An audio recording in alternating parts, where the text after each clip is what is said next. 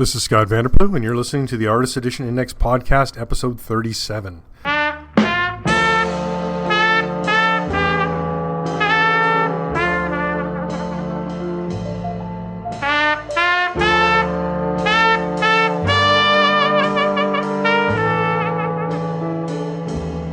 Thank you for joining me once more as we take the written word from aeindex.org and bring it to life on this podcast. That happens monthly. Everything we talk about can be found at aeindex.org. That's the site of the Artist Edition Index. Most things can be found on the homepage. I have been making some changes, so if you're a regular listener, and I hope you are, we're going to talk about some changes I've made to the site as well as what has happened in this last month. All right. Big news for this podcast. The Artist Edition 2019 Dunbier Awards are live. Let's get right to that. That is every year. This started on the forums, and I took it over from there. So every year we list all the AE format books that were published in the previous year. And then I've set categories and we vote. So that can be found. That's a sticky post that's right at the top of the Artist Edition Index website. So click on 2019 Dunbier Awards, and we got the categories. So let's talk name first. Previously I've called this the Scott Dunbier Awards, but I dropped the Scott part. Make it a little smaller as far as the title goes, and hopefully, I don't know, it sounds more like the Eisners. Really, don't have a really great reason.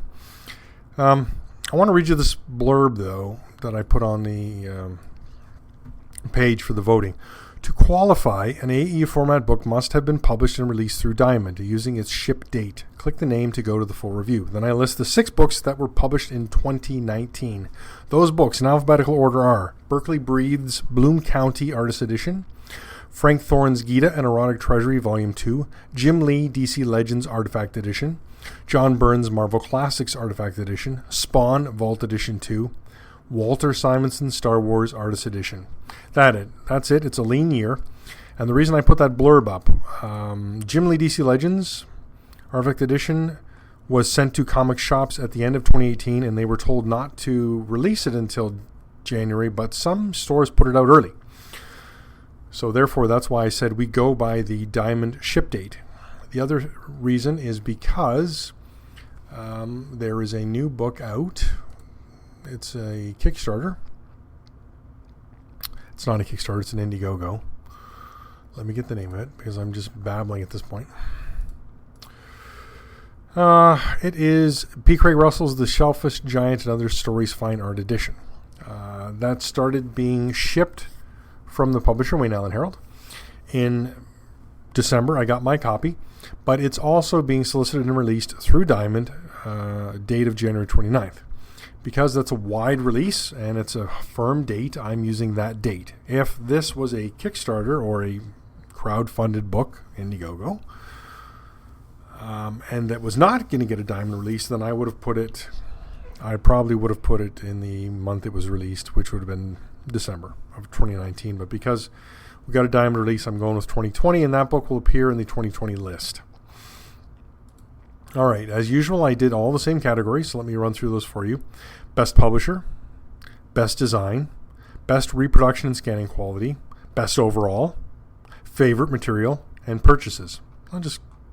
I changed the order up because I found that the first voting category, the first voting question, got the most votes. So every other year I've done Best Design, and it got more votes than any other. So I put Best Publisher up at the top, which was always the lowest one anyways. And you can check the votes out. So we have 3 publishers this year. We have IDW releasing 4 of these books. We have Image releasing 1, and we have Hermes Press releasing 1. I'm going to say, based on the votes I've seen, big number of hits to the voting as of January 1st because it went live just after midnight. And then Scott Dunbier was kind enough to share that information on Facebook. So we've been getting some decent votes, and as always, first question got more votes than any other vote. Best Publisher got 40 votes. Right now, I'm talking January 2nd. Best Design got 35 votes. Best Reproduction got 35 votes. Best Overall got 34 votes. Favorite Material got 38 votes. Purchases got 33 votes. So am I to assume that of the 40 votes for best publisher, only 33 of those people purchased something? I did say on the forum that even if you didn't buy any of these books, you can certainly vote for favorite material. I mean, it's just the material you like the best, right? This is to give readers and publishers an idea of what fans like, what fans want to see in future volumes. I would like that, if you're going to vote on other categories, maybe either you have the book or a friend has the book and you reviewed it, like you've gone over it, you've held it, you've read it, that kind of thing, before making a voting choice. That would be appreciated. Unfortunately, I use 3 different voting plugins for WordPress. This is the one that I use every year, WP Poll. It's what I use every year for this poll only because you can have a close date. Colors are okay. And pretty straightforward to read. So I appreciate that. All right. That is the Scott Dunbier Awards. Please come on. They are live from January 1st to January 31st. They closed in midnight of January 31st, and then I put up the results on February 1st. I'm going to make a prediction right now, and somebody is going to hear this and just vote to just to change it up. But I'm going to say that one of the publishers is going to get no votes for anything.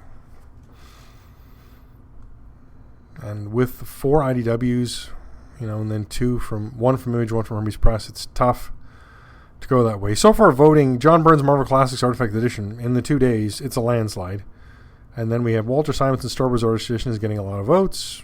Jim Lee's getting less votes, and then it goes down, down, down. So please go on the site and check that out. At any time, you can go to the page and see. You can just click on results for each category, and they will show them. So that's nice. So please do that.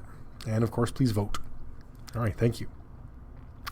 Speaking of polls, we also had the December poll, which closed December 31st, and that poll question was, Superman is the most iconic comic book character of all time. Some of the greatest artists have worked on his adventures, and each decade had its influential artist. What decade deserves an AE format book the most?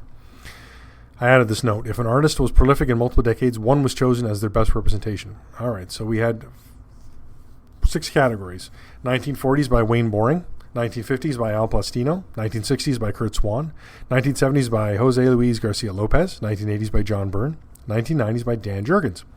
Now the voting here is interesting because Byrne just led this thing for almost right until the end, and then boom, Garcia Lopez got 25 votes, and that's the highest one for this, followed by Byrne at 21 votes, Swan at 17 votes, 7 votes tied for Dan Jurgens and Wayne Boring, and then 1 vote for Al Plastino. That really surprised me. I voted for Wayne Boring. I don't vote in the Dunbier Awards, but I vote on these monthly polls. And I just cannot believe Wayne Boring got so low. Newspaper strips are awesome by Wayne Boring. And I mean, I do like the Byrne stuff too. I was not a fan of the Jurgens stuff.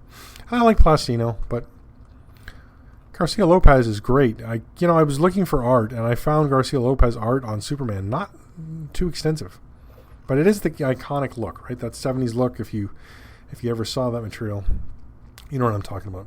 All right, that's the poll from December. A new one will go up on. I don't know. No one won't go up this month. I don't want to interfere with voting. So in February we'll see another poll. And speaking of sites polls, I did mention I changed the look of the site. I had a different theme up. I'm having some performance issues. I changed themes. I'm now using the WordPress 2020 theme. Made some customizations, put a background color. I think it's a little easier to read. Fonts are large. I added a large weekly newsletter sign up to the bottom. It was always large before. Now it's just one part. And now I've also added links to my other site, eBabble, where I review newspaper strips and European books. So I've been getting some hits from there. So I appreciate those coming to the Artist Edition Index and then seeing that link and clicking through. Thank you. I hope everybody likes the new look of the site. I like it. I mean, no complaints. Of course, I don't have comments, but I guess people could email me if they really hated it. But I'm finding it's easier to use, and I'm thinking it's looking better on mobile devices as well. All right. That's the look, the back end changes to the site. I should mention at this point that you can support the Artist Edition Index 3 ways. First way, become a Patreon patron. Support the site for $1 or more a month. It earns our eternal gratitude. And that's about it, though. If you like what we're doing here, you can support us for $1 a month or $2, $5, whatever you'd like. Another way to support us, if you just want to give us, you think, oh, I like the site, I'm going to give a one-time donation. That's if there's a PayPal me button on the Artist Edition Index proper page. So you can always click there. It's also on the About page, and you can just provide some. And the third way to support us is to use any of the links to the books. Almost all the links, Amazon, Things from Another World, eBay, those are all affiliate links, and I get a percentage, maybe 1%, 2%, 3%. Some of them are better. I can get up to, I think it's 12% I can get from Things from Another World, so that's pretty awesome. No, not Things from Another. Yes, Things from Another World. Yeah, Forbidden Planet is less. But so those are 3 ways you can support the site, and it's always appreciated. All right. Going back to what's happening, let's talk shipping changes. Not that many. As far as I know, just we had one. So Walter Simonson's The Mighty Thor Artisan Edition moved from January 29th to February 2nd. February 5th, I'm sorry. That's about the only change I think we've seen. Yeah. Scott Dunbier did post Dave Cockrum's X-Men Artifact Edition, the final cover. So I updated that on the site. That looks good. Still waiting on Dark Horse to post some actual information about Nexus Newspaper Strips Artist Edition. Is this just a big book like the Marvel, Ditko is Amazing kind of book, or the Kirby's Fantastic? Those giant books where it's just comic pages enlarged, or is this an actual artist edition where they're scanning the original art? Still waiting to hear. All right, that's about it for. Let's talk. There are no sales numbers for the month because no book was released in November of 2019. There was no books in December of 2019 either. The last book we got is in October. So let's talk out-of-print sales numbers for November 2019, as I'm always a month behind. This podcast used to be the last day of the month. I noticed it slipped to the first day or second day of the next month. That's still okay with me. All right. Out-of-print sales. Let's talk those. Alien Illustrated Story. One sold for $72.10. One copy of Bernie Wright's Artifact Edition second print sold for $119. One copy of Best's VC Comics Volume 1 Artist Edition sold for $149. One copy of Bill Sienkiewicz's Mutants and Moon Knights and Assassins Artifact Edition sold for $194.99. One copy of Dave Stevens' Rocketeer Artist Edition first print sold for $105. Two copies of David Mazzucchelli's Born Again Artist Edition sold for $239.50 average. I thought that would go down with the Artisan Edition. It still looks like it's holding, so. Two copies of Don Rose's The Life and Times of Scrooge McDuck Volume 1 Artist Edition sold for an average of $92.38. One copy of Frank Miller's Daredevil Artifact Edition sold for $100. Two copies of Gene Colan's Tomb of Dracula Artist Edition sold for an average of $84.31. One copy of J.K. Kane's Amazing Spider-Man Artist Edition sold for $60. Wow, that's a bargain. One copy of Jack Davis's EC Stories Artist Edition sold for $76. More bargains. Two copies of Jack Kirby's Fantastic Four: The World's Greatest Artist Edition sold for an average of $150. That's cover, so that's interesting. Two copies of Jack Kirby's The Mighty Thor Artist Edition sold for an average of $102, so well below cover. Two copies of Joe Kubert's Tarzan of the Apes Artist Edition sold for an average of $56. Bargain, bargain, bargain. Those books are awesome, though. Get all those Kubert Tarzan books if you can. Three copies of John Byrne's Fantastic Four Artist Edition sold for an average of $84.41. A bit low again. Two copies of John Byrne's X-Men Artifact Edition sold for an average of $157.75. There's a bump. Two copies of John Romita's The Amazing Spider-Man Artist Edition sold for an average of $92.50. Two copies of John Romita's The Amazing Spider-Man Artist Edition Volume 2 sold for an average of $82.48. Two copies of P. Craig Russell's Strange Dreams Artist Edition sold for an average of $69.99. One copy of Ross Andrews' The Amazing Spider-Man Artist Edition sold for $69.96. Two copies of Sergio Aragona's Gru the Wanderer Artist Edition sold for an average of $87.50. Four copies of Spawn Vault Edition sold for an average of $325. Man, this book is just boosted by that release of Vault Edition 2. And I guess the people hunting for the signature, this blows my mind. Unbelievable. One copy of Star Wars Dark Times Gallery Edition sold for an $130. Yowzers, that is just out of nowhere. That book just sat at about $30 for 3 years. And now, major premium there. One copy of Steranko Nick Fury Agent of S.H.I.E.L.D. Artist Edition sold for $90.99. One copy of Wally Wood's EC Stories Artist Edition sold for $165, and then the second print sold for $137.50. One copy of Walter Simonson's Thor Artist Edition sold for $85. Bargains to be had here and there and everywhere. eBay, this is a strange mix this month. We see some well below cost, cover, and some way above. That's wow. As always, if you wait and watch for a bargain, you can get one. It's all about how much are you willing to pay to get it right away, isn't it? All right. Had 2 reviews in December. I reviewed the Cerebus Archive number 5, which I bought on eBay a couple months ago, and it's sitting around. And then I reviewed Stan Sakai, Usagi Yojimbo, the Complete Grasscutter Artist Select. Yowzers, that's a gorgeous book. Let's talk our 2 reviews. All right, so give you the blurb on Cerebus Archive number 5. Every Cerebus fan loves Jaka. Now, thanks to Sean Robinson's Living the Line, you can own this meticulously digitally remastered artist edition shot directly from Dave Sim and Gerhardt's original artwork. It comes with an exclusive 11,000-word illustrated essay written by Dave Sim, giving you all the inside information behind the creation of these pages. Front of the portfolio, autographed by Dave Sim. This was released through Diamond, so you could get the autographed, unlike the first one. And it's Cerebus issue 114 with like 10 consecutive plates. So you got page 3, 4, 5, 6, 7, 8, 9, 10, 11. I'm not a giant Cerebus fan, and I would be struggling to buy this if I did not get it on an awesome eBay price, and because I run this site. They're interesting. I guess it's a piece of history. And then there's like 3 portfolio pages, so 6 pages total, giving you that 11,000 words. Like every thought Dave Sim apparently had on these pages. It's crazy. So it's for the Cerebus fan, or those who want to know the ins and outs of this kind of thing. This is a real behind the scenes piece of work. The scan quality is excellent, really clear. I had to look up what the deal is. Apparently, Sean Robinson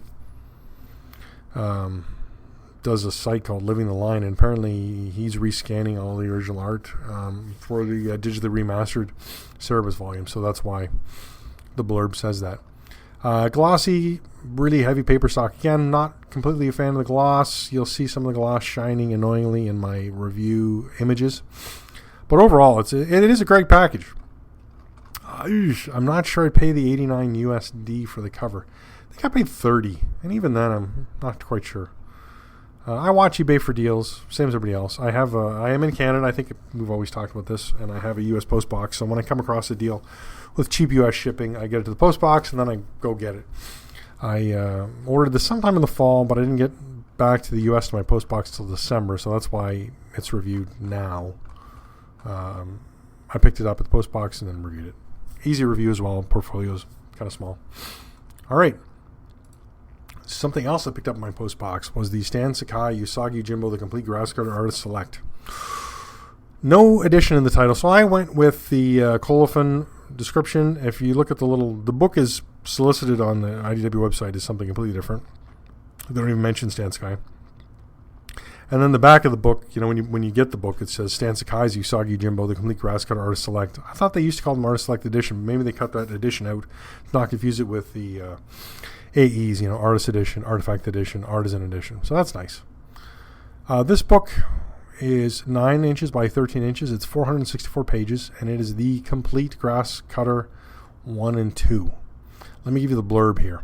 Stan Sakai's Usagi Yojimbo has been critically acclaimed worldwide since the character's debut in 1984.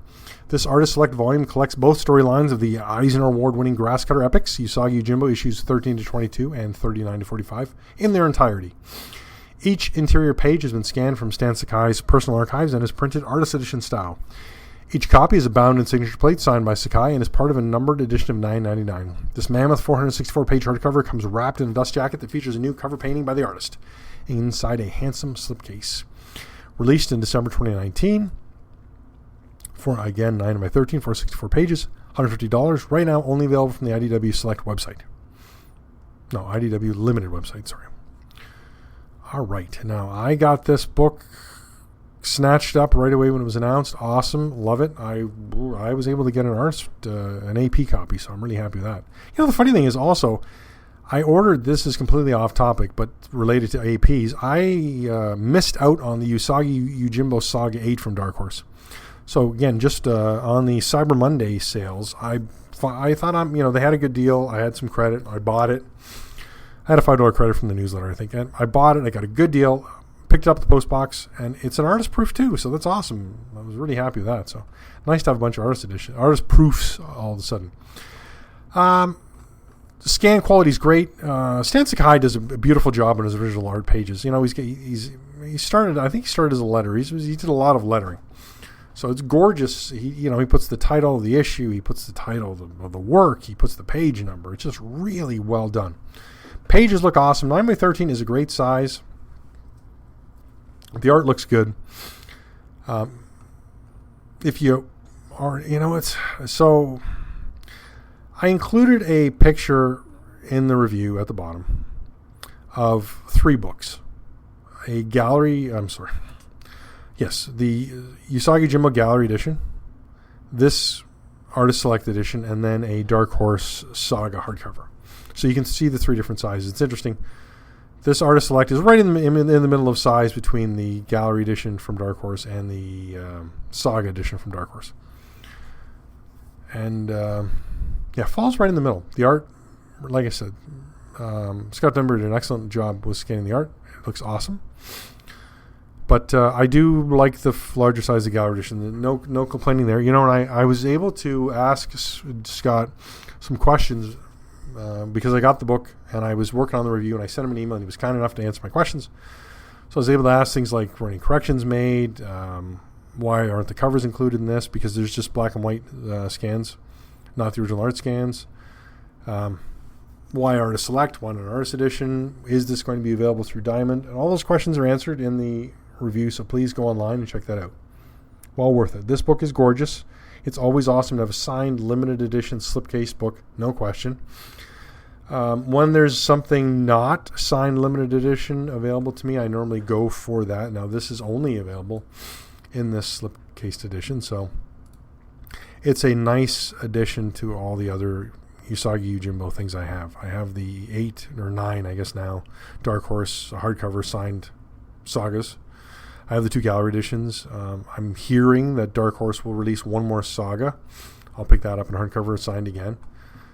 And let's hope that IDW does something else with Stan Sakai and this work, because it is gorgeous.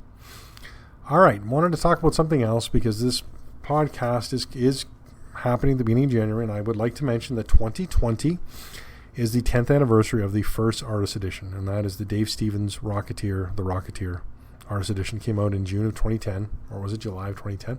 Thankfully, I can go to the Artist Edition Index, look at my master list, and see there's 111 released to date. No, I'm sorry, it was released in August 18th of 2010. So August is the 10th anniversary proper. But this year of 2020, celebrating the 10th anniversary, I want to be doing a bunch of things for this 10th anniversary. I'm going to try and get some things from IDW, some information. I want to do some interviews with Scott Dunbier about origins of Artist Edition, Artifact Edition, Artisan Edition, and the Portfolio line. And then I want to get some polls unique to this. I want to do top 10. So I'm not sure if I'm going to do top 10 IDW only. I'm going to do top 10 AE format books. Because as I said, there's 111 right now between 2010 and 2019 released. So that's a pretty good number. So I'd be excited to see that because we have a lot of publishers. And then, I don't know. Maybe I'll do an IDW only, and then we'll do wide open to everybody. Maybe we'll do that way. I would like to. I was also, along with those interviews and articles about the different things, I'd like to try and get some information from other publishers. Graffiti, Dark Horse, what inspired them to also do these AE format books. Maybe I'll talk to Wayne Allen Herald. Try and get perspective of a bunch of things. That'd be nice. I'd also like to. I was thinking about a Tumblr or a Instagram a daily image, just using one image from my reviews. Since I have reviewed every one of these books, I average 25 images, I think, per book. So there's 100, 111. So I got more than enough to do 365 days of images to celebrate this anniversary. So I was wondering if I should just do, maybe I was going to do 5. Well, let's see if I could do, really, I guess I could do 3 or 4 pages per book, and then that would cover every book in this time period. But if I did, I could just start with the first. Let's see, what are the first 10? First 10, 9 of them are IDW and 1 is Alien. So if I did the first 10 IDW artist editions, that would give me Dave Stevens' The Rocketeer, Walter Simonson's Mighty Thor, John Romita's The Amazing Spider-Man, Wally Wood's EC Stories, David Mazzucchelli's Daredevil Born Again, Sergio Aragona's Gru the Wanderer, Joe Kubert's Tarzan of the Apes, Gil Kane's Amazing Spider-Man, Mad, and Will Eisner's The Spirit, Volume 1. That would, I could do, if I did 10 of those, if I did 30 images each. Well, I don't have 30 images. Yes, I'd have to do the top 15 or 20. I don't know. Anyway, bantering ideas back and forth. If you have a thought on that, you can always send me an email, scott@aenx.org. I'd appreciate that. If you had any thoughts on what to do for this 10th anniversary, I'd also love to hear feedback from that. And in general, I'd like to hear feedback about the site in any way. Any thoughts, or you have any questions? I have all these books. I love to answer people's questions and provide that to them. I'm here as an information source, and I like to provide that information. So any questions you have, any thoughts, any comments, please email me. Again, that's scott@aenx.org. That can also be found at the website, aenx.org. Click on the About page, and that will take you to my giant picture, which I haven't quite figured out how to edit that out yet, and just go with a smaller picture, but it's my site info there. Emails there. You can always ask me questions. That's about it for this month. You will see reviews. I think I talked about that last time. You'll see more reviews this year. 6 artist editions. I think that's going to be about, or AE format books. I think that's going to be the average from now on. So Scott Dunbier said he wants to release 4 a year. And then we'll see a couple from other publishers, and that may be it. So I want to be putting other things in amongst. I have a lot more French editions. What did I pick up? I have 6 more French editions that I could review. So I'm going to intersperse those. At a bare minimum, I want 1 review a month. I'd like to do 2 reviews a month if I can, but I'm not sure there's actually enough material for me to do that. So I want to lay out things that are not in the AE format. So not full-size original art. I have the David Mazzucchelli's Daredevil Born Again Artisan Edition. I got that cheap at my local comic shop because there was a ding on the one corner. So I want to review that in comparison to the full size. Like I said, I have 6 French volumes. None of them are original art size, but again, same as the Jean Giraud Blueberries I've reviewed, 2 so far. I have the rest of those, and then I have the Mobius 13 book he did. So there's still that kind of stuff. I'm looking around for other things. If it's, I have that Ditko is Amazing giant hardcover that has the scans of the Amazing Fantasy 15 Spider-Man story. They look kind of gray. I don't know if they're photostats or scans. I know the Library of Congress has the original art, and I've seen some things online. There's a gray tinge to it that I just can't get out of my head. If you're a listener and you've gone to the Library of Congress and seen the original art pages for the Amazing Fantasy 15, which, by the way, you just have to book it ahead of time. You have to get it. They do a security clearance on you, and then someone is in the room with you, but you get to handle the pages. It's pretty awesome. Next time I go to the Washington Library of Congress, that is on my bucket list for sure. I want to handle those pages. But, so if you see a book and you think, hey, that's right in the wheelhouse of the Artist Edition Index, let me know the book, and I will try and get that reviewed as well. All right, lots going on. Lots of things to do in 2020. I don't know why I had June in my head when August is the actual anniversary date. I think it's because the book was solicited, and then I had originally ordered that Dave Stevens Rocketeer Artist Edition because it was going to be only available direct through IDW, and then at the San Diego Comic-Con, and then they released it through Diamond, so I canceled my pre-order with IDW. Got it from a local comic shop. Maybe that was the reasoning for that. Can't quite think about that right now. Details are getting fuzzy. You see, you got to document these things as you get older. All right, that's it for me. Another month down at the Artist Edition Index. Again, everything we've talked about, everything you want to read about, that's all things AE, that is at aeindex.org. Shoot me an email, scott@aeindex.org. Support us, Patreon/AEindex. Find us on the socials, Facebook/Artist Edition Index, or Twitter @AEindex. All right, thanks, and we'll talk again next month.